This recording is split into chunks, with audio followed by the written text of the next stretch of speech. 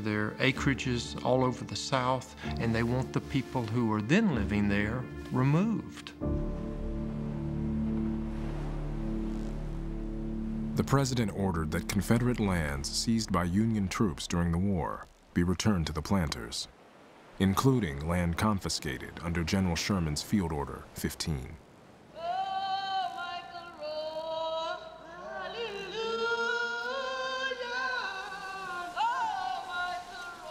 In Georgia, the assistant commissioner of the Freedmen's Bureau refused to give planters back their land. Johnson fired him and replaced him with someone who would.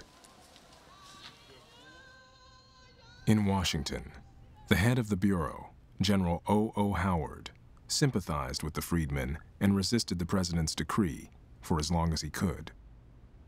Finally, in October, Howard set out for the black settlement at Edisto Island off the coast of South Carolina. His orders from President Johnson were to effect an agreement mutually satisfactory to the freedmen and the landowners. Behind the bureaucratic language, Johnson's directive was clear. General Howard has to tell these former slaves that the land that they thought had been given to them by the federal government now is going to be given back to the former owners. And if they want to remain there, they're going to have to sign labor contracts to work as laborers on these plantations.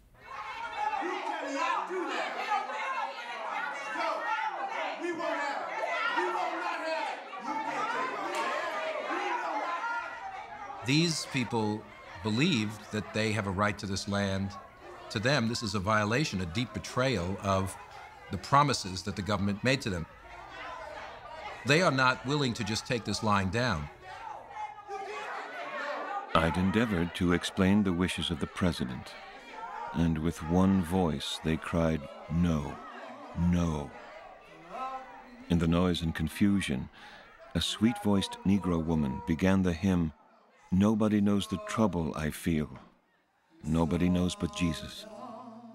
Oh, yes. Happy, like a motorlace child.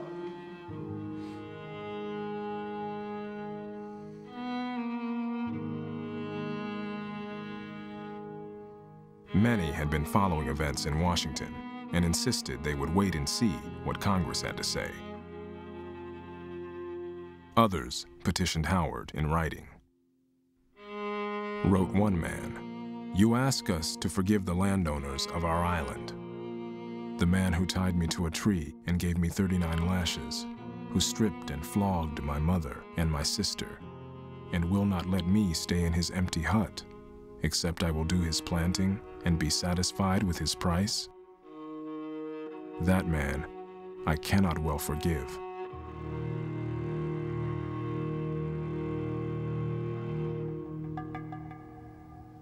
In January 1866, a large contingent of black soldiers arrived at St. Catharines with orders to restore the land to Jacob Waldberg. Campbell's militia had kept whites off the island, but this was something different. Tunis Campbell believed that the people had to take things into their own hands sometimes, but African-American freed men are not going to fire on African-American soldiers. No.